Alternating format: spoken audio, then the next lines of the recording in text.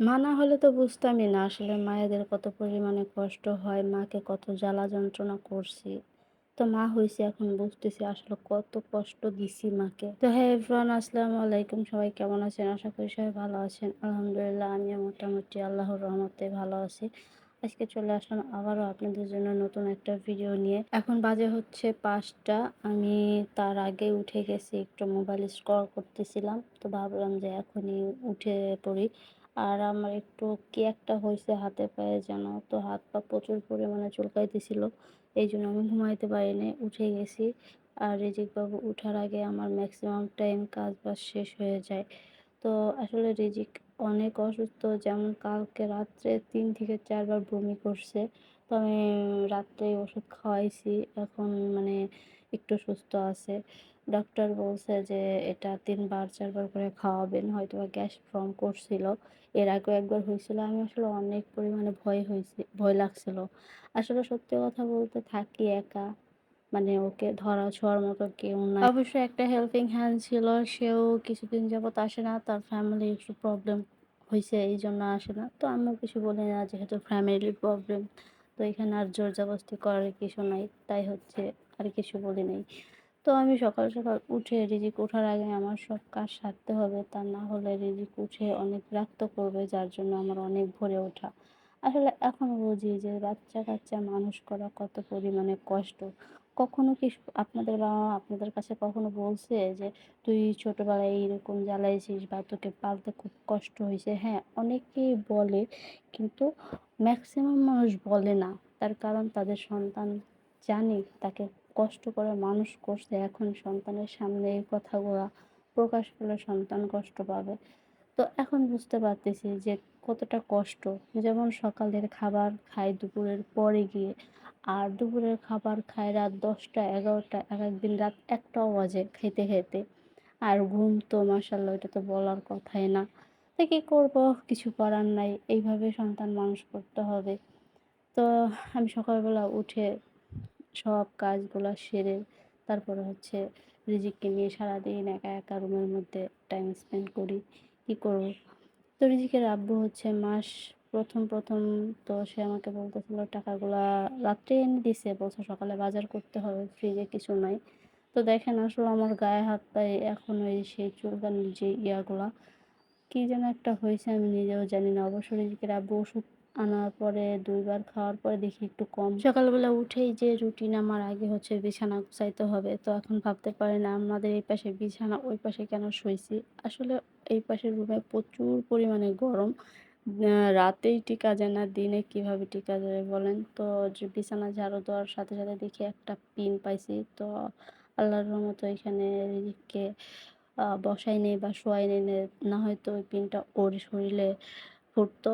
তো যাই হোক আল্লাহ যা করে ভালোর জন্যই করে। আর এইদিকে হচ্ছে আমার ওয়ারড্রোব, ওইটা হচ্ছে প্রচুর পরিমাণে ময়লা হয়ে রইছে দেখেন। কিছুদিন যাবৎ মানে একটু কাজ-বাজে ঢিলা দিতেছি, আমার পুরা ঘরটাই এলোমেলো হয়ে গেছে। আমি নিজে একটু অসুস্থ। রিজিক যখন কালকে ঐরকমভাবে বমি করতেছিল, আমিও প্রচুর পরিমাণে ভয় পাইছিলাম। তো আলহামদুলিল্লাহ পরে ডাক্তার যেইভাবে ওষুধ খাওয়াইতে বলল ওইভাবেই খাইলাম। দেখলাম যে না সুস্থ হইছে। তো আমি কিন্তু আজকে এই যে সকাল ৫টা বাজে উঠছি তা কিন্তু না। আমি কিন্তু রেগুলার প্রতিদিন ৫টা বাজে উঠি। এমনও দিন আছে আমি ৪:৩০ র দিকে উঠি বা ৪টার দিকে উঠি। মানে যাতে করে আমার হাতের যত বাহিরের বা ভিতরের কাজ যা আছে সব সেরে তারপর হচ্ছে রিজিকের কাছে যেন বসতে পারি। আর সবথেকে বড় কথা হচ্ছে আমার এইগুলা সারার আগে রিজিকের খাবারটা রেডি করতে হয়। এজন্য হচ্ছে আমি এত সকালে উঠি যাতে করে ও খাবার জন্য যেন কান্না না করে। তো আমি এইদিকে সবকিছু গোছাগুছি করে চলে গেলাম রান্নাঘরে, কাটাকাটি শুরু করে দিছি। আর আজকে হচ্ছে বাজার তেমন নাই, যার জন্য বেশি কিছু রান্না করব না। যেহেতু ৪ টা ডিম আছে, একদমই পুরা মাসের মানে ১ম, তারপরেও মনে করেন কোনো বাজার এখনো করা হয় নাই। তো আমি বেশি কিছু করব না। আলু, ডিম, ডাল দিয়ে একটা তরকারি করব। নতুন একটা নিজে, নিজে কি ভাবছি আল্লাহ জানে, জানি না। তো এদিকে আমি হচ্ছে ডিম সিদ্ধ করে নিছি। ডিমগুলা ছুলে নিব। আর আমার বাসায় আমি ১ ট্রে করে ডিম আনি। তো আজকে এই দেখেন পুরাটাই শেষ হয়ে গেছে। তো যাই হোক আমি ডিমগুলা সুন্দরভাবে সিদ্ধ করে নিছি। এরপরে হচ্ছে এইখানে আমি কিছু আমড়া কেটে নিছি। আমড়া দিয়ে একটু টক রান্না করব। আমড়ার টক যেটাকে বলে। জানি না আপনাদের আঞ্চলিক ভাষায় কি বলে? অবশ্যই কমেন্টে জানাবেন। কিছু ডাল সিদ্ধ করে মানে ভিজিয়ে রাখছি। ডাল দিয়ে, আলু দিয়ে, ডিম দিয়ে রান্না করব। অবশ্যই তরকারিটা আপনার খাইছেন আগে, কিন্তু আমি কিন্তু এই ফার্স্ট আমি রান্নাও করিনি। তো যাই হোক আমি সুন্দরভাবে কড়াইয়ের মধ্যে তেল দিয়ে তারপর হচ্ছে ডিমগুলা ভাজি করে নেব। আর সবথেকে বড় কথা, এখানে কিন্তু আমি রান্না শিখাইতে আসিনি। আমি হচ্ছে জাস্ট আপনাদের কাছে শেয়ার করছি যে এই তরকারিটা আমি কীভাবে রান্না করছি। আর সত্যি কথা বলতে আমি মাটির চুলায় ম্যাক্সিমাম টাইম রান্না করি। আর এখন আমার শরীরটা খুব খারাপ দেখে আমি গ্যাসে রান্না করতেছি। আমি প্রায় সময়ই কিন্তু মাটির চুলায় রান্না করি। আর মাটির চুলায় রান্না খাইলে হয়তোবা আপনারা জানেন কিনা, মানে গ্যাস্ট্রিকের যে প্রবলেমটা হয় ওইটা কিন্তু হয় না মাটির চুলায় রান্না করলে। তো আমি রান্না করতেছিলাম মনের সুখে, আর ওইদিকে রিজিকের আব্বু আর রিজিক ঘুমাইতেছিল। আর এদিকে কতবার যে অফ ক্যামেরায় ঘরে যাইতে হইছে। বারবার রিজিক এদিকে ঘুরে দেখে আমি নাই, ওইদিকে ঘুরে আমি নাই। মানে একটু কান্না করে উঠে। কি করব, যাইতেই হয় দৌড়াদৌড়ি করে। আর একদিক দিয়ে প্লাস পয়েন্ট আছে হচ্ছে গ্যাসের চুলায় রান্না করলে দেখা গেছে অফ করে তারপর হচ্ছে রিজিকের কাছে যাওয়া যায়। আর মাটির চুলায় তো এরকম বা মানে বারবার যাওয়া আসাটা একটু প্রবলেম হয়ে যায়। বিশেষ করে খাবারটা নষ্ট হয়ে যায়। তো কি করব, কিছু করার নাই একা হাতে। আর সত্যি কথা বলতে আমি এখন স্পেন্ড করতে পারি যে আসলে মা হওয়ার অনুভূতিটা কি। আগে ভাবতাম উফ, একটা বাচ্চা যদি হইতো, এই না সেই না কত কিছুই না কল্পনা করতাম। আসলে যখন একটা বাচ্চা হয়ে গেছে এখন কষ্টের শেষ নাই। এখন মনে করেন সে ওয়েস্টার্ন ড্রেস নাই, ওয়েস্টার্ন সাজাগুজো নাই। তারপরে হচ্ছে মানে যেইভাবে ঘোরাফেরা করতাম ওই ঘোরাফেরাগুলো নাই। আসলে একটা সংসার হয়ে গেলে, একটা বাচ্চা হয়ে গেলে, একটা মেয়ে তখন মহিলায় পরিণত হয়ে যায়। তাদের জীবনটাই কেমন চেঞ্জ হয়ে যায়। যেমন আমি নিজেই প্রমাণ যে আমি কেমন একটা চেঞ্জ হয়ে গেছি। না চুলগুলা যত্ন করি, না ভালো একটা ফেস ওয়াশ ইউজ করি, না ড্রেস আপগুলা আগে যেরকম ড্রেসগুলা পরতাম এখন কি পরি, কি করি। খাবার খাই না, চোখের নিচে কালি। মানে অদ্ভুত একটা অনুভূতি।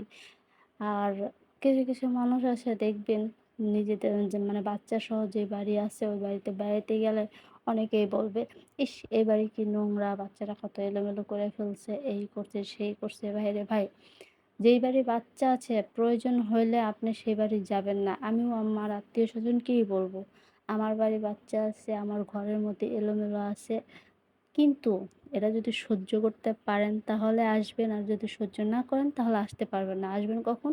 যখন আমার বাচ্চার বয়স ৫ বছর হয়ে যাবে তখন আসবেন।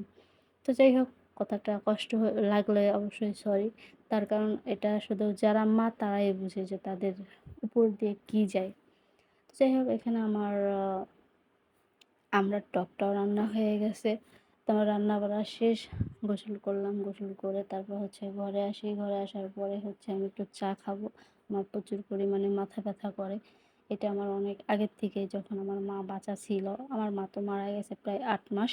তো কি করব, মা সেই সকালবেলা চা খাইয়ে খেয়ে মানে একটা অভ্যাস করে ফেলছে। তো সেই অভ্যাসটাই ধরে রাখছি। যাই হোক, মাকে তো আর ধরে রাখার ক্ষমতা আমার নাই। মানে যাই হোক, সরি, ইমোশনাল চলে গেছি। তো এখন হচ্ছে আমি চাটা খাবো, আর এই সকালের খাবারটা আমি দুপুরের পরে খাবো। কারণ ওই যে না খাওয়ার একটা অভ্যাস হয়ে গেছে, কিছু করার নাই। আর সকালবেলা আমার চা না খেলে মনে হয় না সারাটা দিন ভালো যায়। আসলে সারাদিন খাটাখাটনির পরে যতটুকু টাইম পাই এইটুক টাইমটুকু আপনাদের সাথে শেয়ার করি, সারাদিন কি করি না করি এই আর চা খাচ্ছিলাম। আর রিজিক বাবু ওইখানে আমার সাথে একটু দুষ্টুমি করতেছিল, মানে আমাকে দেখে মানে চা খাবে এরকম কিছু বুঝাইতেছিল। আর সে টিভি দেখতেছিল। তো যাই হোক, ভিডিওটা এই পর্যন্ত। ভালো লাগলে লাইক কমেন্ট শেয়ার করবেন, পাশে থাকবেন।